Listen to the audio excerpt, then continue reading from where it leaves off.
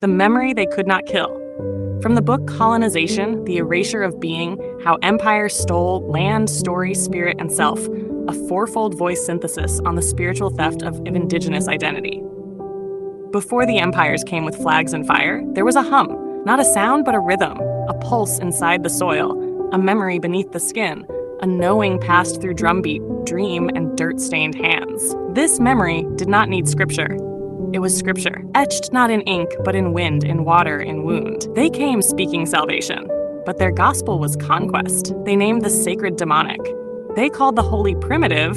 They said your gods are false, your chants are noise, your ways are lost. They burned the stories and baptized the ashes. They bent the sky into hierarchy, turned the land into ledger, and carved borders into both soil and soul. They taught the child to be ashamed of her grandmother's tongue. They taught the son to fear the forest that raised his father. They taught the mother her womb belonged to the state, not to the stars. They called it civilization. But memory is not so easily slain. It went underground. It took root in dreams, in the trembling hands of midwives, in the breath between generations, in the ache that has no name but keeps returning. It folded itself into silence, not to vanish, but to gestate. For silence is not forgetting. Silence is seed. And now, the field begins to hum again. The names they erased are returning on the wind. The ceremonies they criminalized are dancing back through the bones. The sacred they shamed is rising through skin, through song, through sorrow. This book is not a cry for vengeance. It is an invocation of return, a remembering of what was never truly lost, only hidden, only buried beneath doctrine, beneath empire, beneath shame. But you, beloved, were never empty, only interrupted. You do not need to find the sacred. You are made of it. The memory lives in your marrow. It hums in your breath. It waits in the places you thought were broken. This is not nostalgia. This is resurrection. Not a journey back, but a turning in. The spiral returns not to the past, but to the center. And from that center, we listen. We remember. We rise. Erasure of Tribal Divinity. From the book Colonization, The Erasure of Being, How Empires Stole Land, Story, Spirit, and Self, a fourfold voice synthesis on the spiritual theft of indigenous identity. Opening. There was a time when the divine did not live in temples, but in thunder. When to pray was to plant. To chant was to echo the mountain. Before the scroll, before the steeple, before the sky god arrived to replace the river, we walked with the gods, because the gods were not apart. They were us. But when colonization came, it did not just steal the land, it stole the field. It ripped the divine out of the soil and cast it into the clouds. It rewrote the sacred into scripture, edited by the victor, enforced by the sword. Anito became devil, Orisha became demon. The oracle became witch, the prayer became heresy. It was not just a spiritual conquest, it was an ontological war. To remember tribal divinity is not to return to nostalgia, it is to re-inherit the hum of the sacred that never needed saving, the hum of the divine that was once within, not imposed upon. Let us now remember history, the spiritual conquest of indigenous cosmologies. Colonization was never just about land, it was about cosmology. To conquer territory, empire first had to displace the sacred. The British, Spanish, Portuguese, and Dutch empires did not merely export power, they exported gods, and they did not ask permission. In the Philippines, the Babylon were priestesses, shamans, and wisdom keepers, embodiments of feminine cosmic balance. The Spanish labeled them witches, possessed women, heretics. Their chants were outlawed. Their ceremonies burned. The Anato, ancestral spirits once seen as guides and protectors, were renamed demons. This wasn't just destruction, it was inversion. In West Africa, Yoruba cosmology thrived through the Orishas, spirits of nature and embodiment. Colonizers, with Bibles in hand, criminalized spirit possession, chanting, drumming, and divination. To pray in rhythm became a punishable crime. As the British imposed Christianity, entire ecosystems of spirit were rebranded as sorcery. In Mesoamerica, Spanish conquistadors razed the temples of the Mayans and Aztecs, replacing them with cathedrals. Deities like Quetzalcoatl and Ixchel were declared satanic. Indigenous sacredness was rewritten in Latin, drowned in holy water, and renamed sin. Silvia Federici, in her powerful work Caliban and the Witch, reveals how the suppression of spiritual traditions was necessary for early capitalism to take root.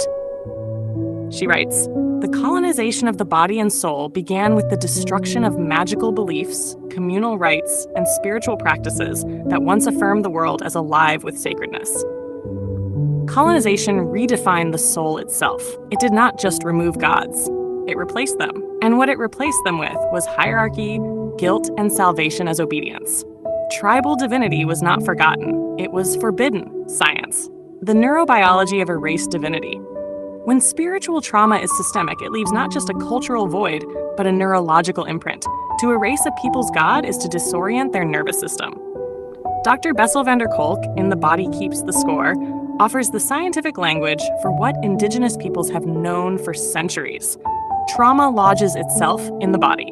When the songs are banned, the language mocked, the prayers ridiculed, the brain adapts to survive, not to remember.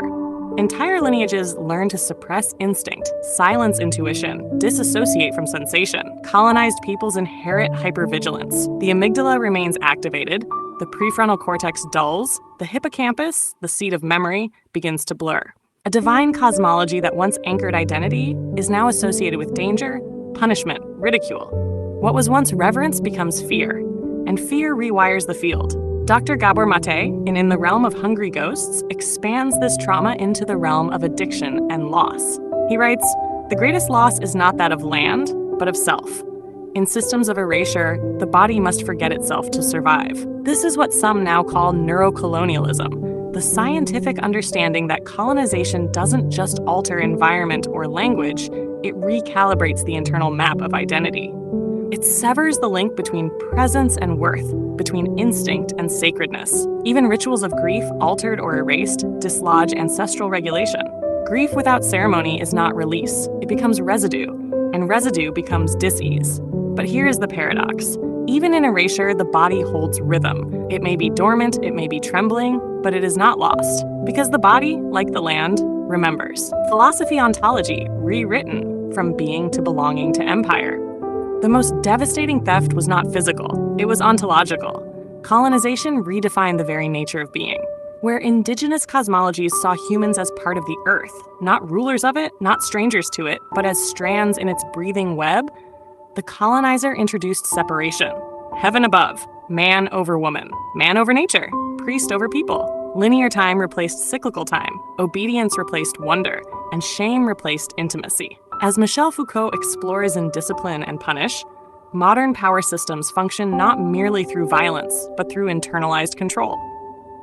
Colonization did not just destroy the sacred, it taught people to police their own sacredness. They taught the colonized to doubt their dreams, to view their cosmology as myth, their rituals as madness, their gods as ghosts.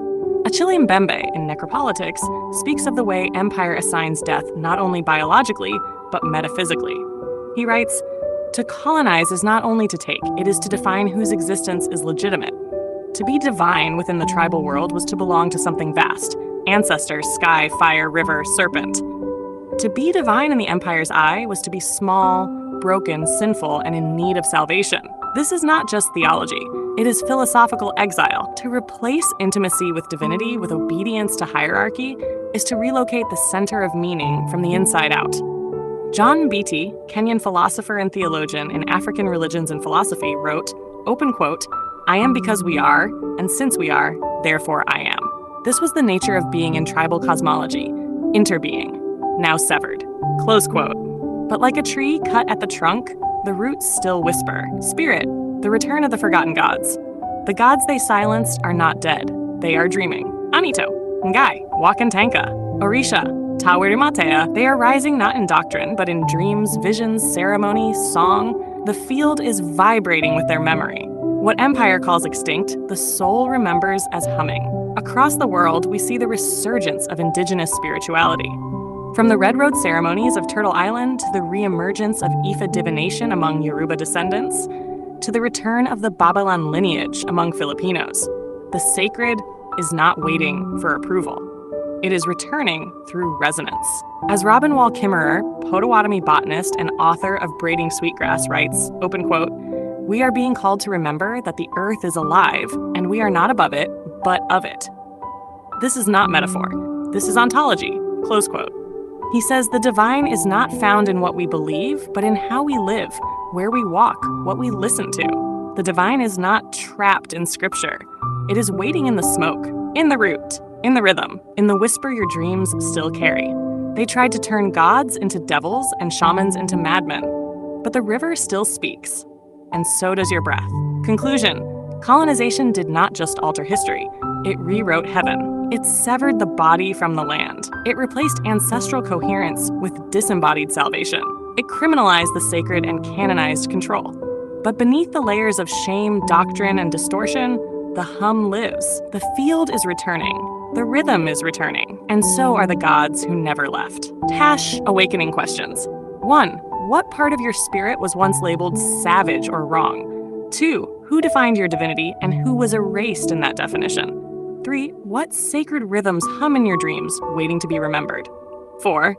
How has your body inherited the silence of spiritual erasure? 5. What would it mean to live as though the land is still divine? Final 4 lines. The gods were never gone, only silenced by the sword. But even silence is sacred, and the sacred always returns.